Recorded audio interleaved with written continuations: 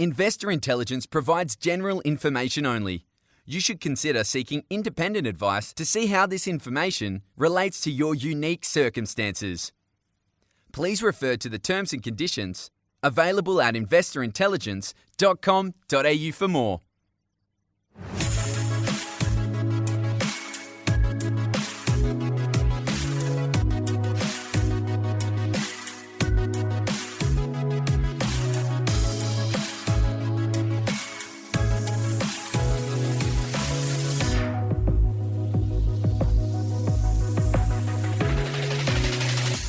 Hi guys, welcome to this week's episode of Investor Intelligence, brought to you by the team at the Property Mentors. It's your weekly podcast for all things investment.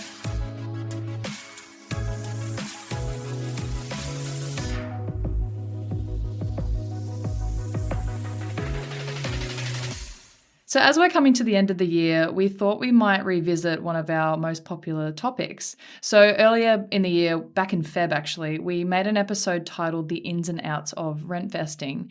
And given some time has passed since then, we wanted to delve into that topic just a little bit more and have a look at why rent vesting is becoming so popular, what it means, and what are some of the benefits of rent vesting over other paths that people may take, especially for first-time buyers. So joining me today is our Member Experience Director, Aaron Best, to discuss what the Property Mentors are seeing and why the Property Mentors are such avid advocates of rent vesting as an avenue to getting first-time buyers onto the property ladder and setting up successful property portfolios. Welcome, Aaron. Thank you for having me. So, Aaron, I completely understand why this strategy doesn't initially make sense to a lot of people.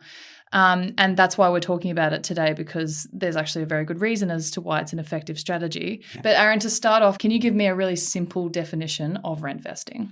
Yeah, so rent vesting is simply owning an investment property and having it tenanted while also renting yourself. So you don't live in the house that you own, but you do own property elsewhere and you're renting that out. Yeah. is pretty much the crux. Cool. And the Property Mentors often talk about the concept of rent vesting with people quite early in their investing journey. Why is that? Well, rent vesting is a really popular way of not only getting into investment, but also getting into property in general. Unlike established investors and people who already own their own home, first-time buyers are often limited to their cash savings as a deposit. They don't have equity or anything like that they can rely on. I recently saw an online news article that claimed that it can take up to 10 years to save your first deposit for your first home. God. And yeah, and it does seem like a lot on the face of it, but there are a lot of factors that need to be considered when you see statistics like that. Young people, who make up the vast majority of first-time buyers, often work in capital cities. They also probably want to live in those inner city locations because beyond their work, they may want to go out for dinner or enjoy nights out with friends. And I know from personal experience growing up in the suburbs that paying for a $100 taxi at the end of the night is not exactly fun. No. And if you're going to be doing it multiple times a week, it's even worse. Not ideal, no. No. So many young people opt to live in a city. They live in apartments. They live either in the CBD or very close to within 4 or 5 kilometres. And if you've been on realestate.com.au domain recently, you'll see that those properties in those areas are quite expensive. If you're looking to buy in that area, you're generally above 600,000, depending on the city that you're in. Sometimes you're close to $1 million. I saw some really lovely properties in sort of the Fitzroy, Collingwood, Abbotsford area recently, because I'm now targeted with ads all the time, that were 1.1, 1.2, and they were like single bedroom apartments. Wow. They were lovely, but they were expensive. Right. And if you're having to save 10% of $1 million, plus then you have tens of thousands of dollars worth of purchasing costs, even after first homeowners grants and stamp duty concessions and things like that, it's still going to take you a really long time to save that deposit. Yeah. And so rent vesting as a concept is that just because you don't own the property that you live in doesn't mean you can't own a property somewhere else. The reason that rentvesting is becoming so popular is that investment properties come with a lot of benefits that your principal place of residence, or PPR, doesn't have, that can help offset the cost of purchasing that property. Okay. So on that topic, we've titled this episode, Live Where You Want, Buy Where There's Growth. What do we mean by that exactly? Well, by live where we want and buy where there's growth, we're talking about, for living where you want, living in a city. So the city lifestyle that rentvestors are after, they want to live close to their friends, to their work, to the nightlife and culture of a capital city. But buying where there's growth is about making smarter decisions on your property journey.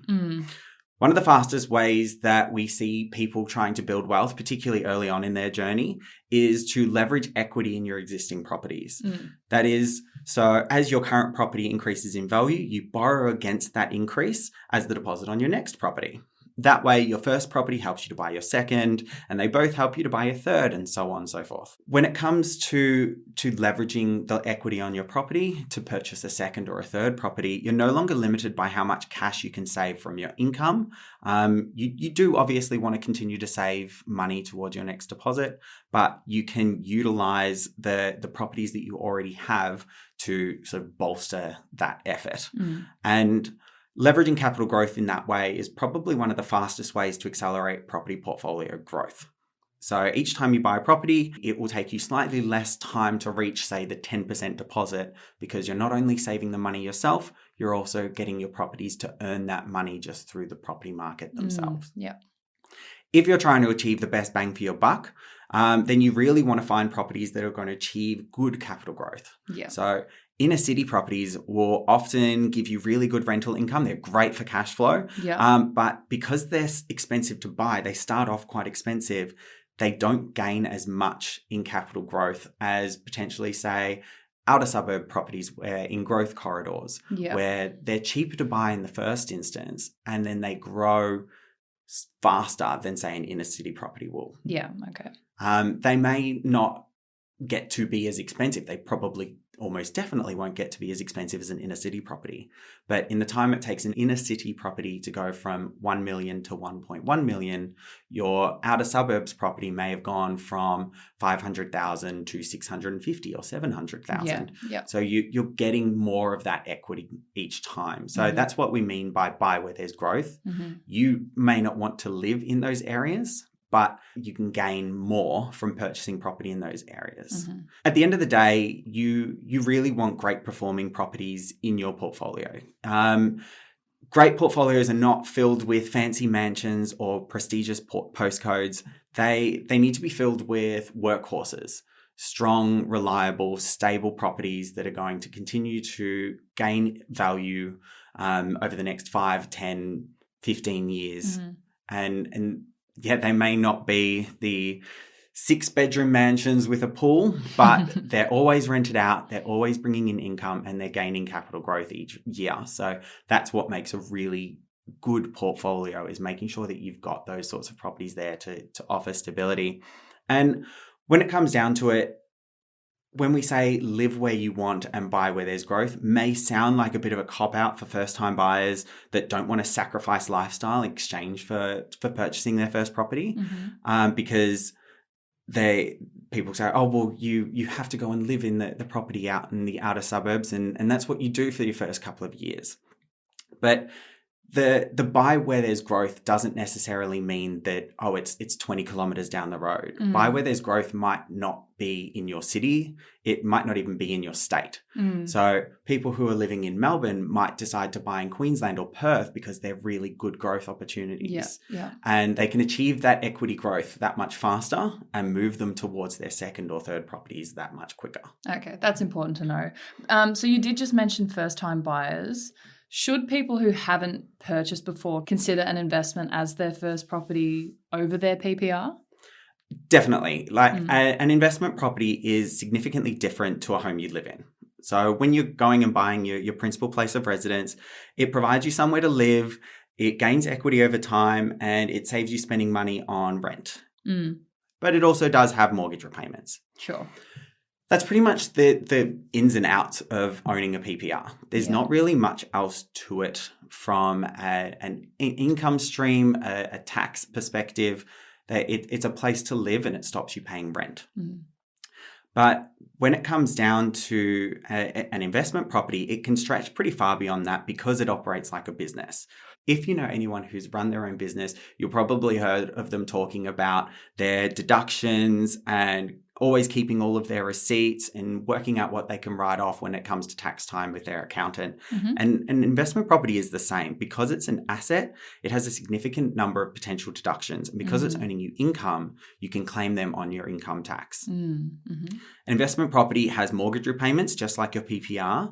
But as I said, because it makes income and it's generating that income for you, any cash outgoings like your property management, your maintenance, your insurance, your rates, even the interest on your home loan become tax deductible. Mm-hmm.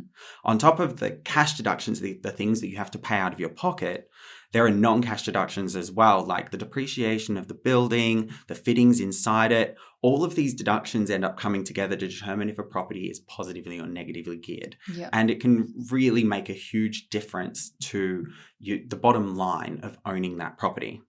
When it comes down to it, an investment property pays itself off, or at least part of itself off, which therefore reduces the impact on your cash flow while still allowing you to gain that equity over time. And when it comes down to it, paying a mortgage and paying your rent are also not equal. Take, for example, my apartment. So the apartment that I rent here in Melbourne, is probably about $1,000 less than I would have to pay if I had a mortgage on that apartment in today's value. Mm-hmm. And I personally would prefer to be putting that $1,000 a month towards my next property purchase than paying the interest on a mortgage for the current property. Right, yeah. And that's where that $1,000 would go. It's one thing to say, oh, but you're paying off your property. But realistically, interest makes up the major portion of a mortgage. Yeah. The principal is only a small portion in comparison. And when it comes to a PPR, that interest isn't tax deductible, whereas an investment property it would be. Yes. Yeah. So I would be paying $1,000 more a month for the privilege to say that I own my own apartment, while probably slowing my progress towards my next property purchase. And if you think then, oh, well, my landlord mustn't be in a very good scenario based on that, you have to remember that one, they purchased the property. I was talking about today's rates. They purchased the property earlier than that. And as I mentioned, deductions. Deductions can easily make up the difference of $1,000 a month when it comes to tax time. So even though they may be outlaying a little bit more money each month to make up for their mortgage repayments, when it comes to tax time, they're going to get a huge return because of the deductions that they're able to do, because it's an investment property. Yeah. So one of the reasons we're having this conversation in particular for young buyers is that they should consider other options. So why is that? Well, getting on the property ladder is the great Australian dream. And I say that with air quotes that you won't see in a podcast. Yeah. But these days, it's not as easy as it used to be. And when I say it used to be, I'm not talking about like baby boomers and back in the 60s and 70s. Because, for example, if you take my Gen X parents, they bought their first home in 1994. They bought a block of land for $40,000. And they built a 5-bedroom home on it for $80,000. So a total of $120,000. At the time, that was a stretch for them. They were also raising 4 kids. Good on them. Yes, props to them. But that's still only about 2 times what their income was at the time. These days, properties can be 6 or 7 or even 8 times people's income, which is a huge difference in only 30 years. Getting into the property ladder is still achievable, but it can be a lot harder than it used to be. So as the old saying goes, we need to start finding ways to work smarter. Yeah. Rentvesting is an example of working smarter, leveraging capital growth from properties in growth areas outside of your backyard to build up equity, and then using that equity to better support your chosen PPR, the house you want to live in Yep. later down the track. We're not saying that you won't own the home you live in one day. We're just saying that we're going to flip the status quo on its head and we're going to see if there are smarter, not harder ways to get there. Yeah. Okay. Yeah. So it might be that instead of buying the house you live in first and then 10 years down the track buying an investment property or buying two, talking about let's buy 2 or 3 investment properties in the first couple of years and then maybe consider the PPR. Or maybe you decide, actually, I want to continue renting. And so you might end up with 10 properties in your portfolio before you go, I'm now going to use that equity to go and buy an apartment in the city that I really like that I want to live in. And that's working smarter, not harder, leveraging those tax incentives early, leveraging those capital growth opportunities early so that you can set yourself up for success later down the track. Yeah. Yeah. You can see why it's a very attractive option and strategy for a lot of people. But as you mentioned, the key to rent vesting is purchasing where you're going to get really good capital growth, which suggests you need to have a really good level of market knowledge. So what should people do if they want to start investing through a rent vesting model? Yeah, so it is really important, especially for first-time investors, to understand that there's a difference between choosing an investment property and choosing a place you're going to live. And it comes down to, as we've spoken about on this podcast multiple times, and we talk about it, the Property Mentors all the time, a lot of it comes down to your emotional readiness. When you're buying a place that you want to live, you think about how you or your partner or your family are going to live in that property, where you're going to put your furniture, what color and style do you want the taps in the bathroom, will you have a deck or will you have pavers out in the backyard, will the property be enough to grow with your family or will you need to upgrade in a few years? All those things are things that you consider, and they're all very emotional or lifestyle-based things. Yeah.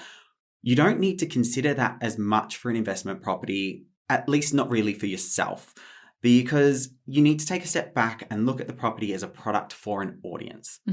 Is it suitable for the type of families that are going to live in the area that you're buying? Yeah. Do the style of the fittings and property have a broad appeal to a lot of people? I'm sure you've inspected investment property or rental properties before where you're like, who chose those tiles? Yeah, yep. A few questionable features. Yep. And those are all sorts of things that you need to consider with an investment property. You want it to appeal to the widest possible audience. So you've got the best choice for potential renters. And on top of that, you also need to consider things like vacancy rates in the area, what kind of infrastructure is going in now, what kind of infrastructure is going to be in the future, how is that going to affect where your property is located. And there's a lot to consider when it comes to an investment property. It's really difficult for a lot of people to take their personal feelings out of that equation. I know we've worked with a lot of members who go, oh, well, I don't personally want to ever live in a townhouse or an apartment. So I don't want to buy a townhouse or an apartment. But the area that they're buying in, an apartment is the most popular type of property. And that's where everyone wants to live.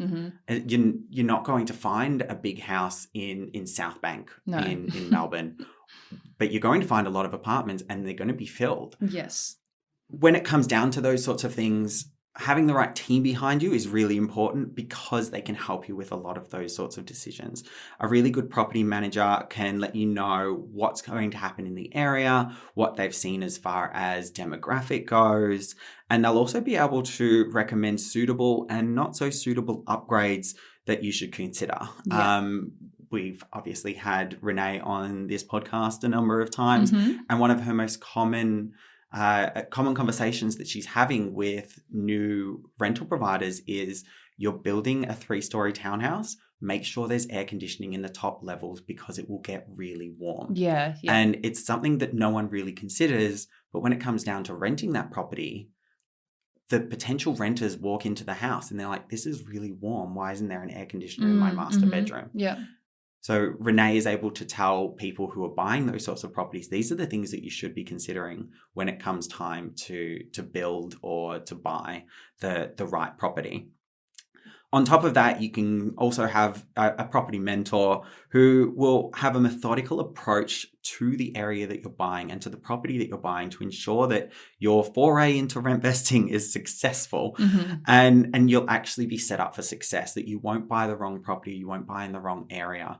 And the idea that you'll get that big capital growth while still enjoying the lifestyle that you want to live actually comes to fruition. Yeah, so they'll most certainly guide you in that sense. You won't be out there by yourself just guessing which areas are going to have the most growth. Yeah, there's an entire industry of property market news. And do you listen to Channel 9? Do you listen to Channel 7? Do you listen to Domain, or do you listen to realestate.com.au?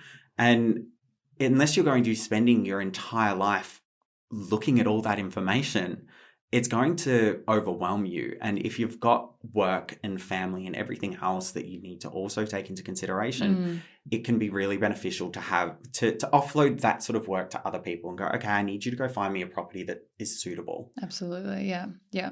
Well, I think that's definitely a more in-depth episode than our last one, but I think that's going to be really helpful to a lot of people, because I know a lot of people want to know about rent vesting. Aaron, anything else you want to add today? No, I think I'm really passionate about rent vesting.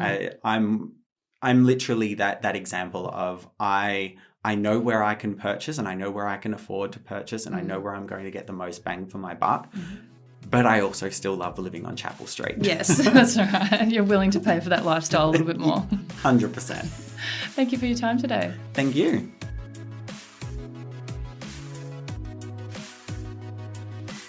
If you found this episode or any of our episodes helpful, please make sure to share and leave a rating to help us reach more people on their investing journeys. And of course, subscribe to be notified when new episodes drop.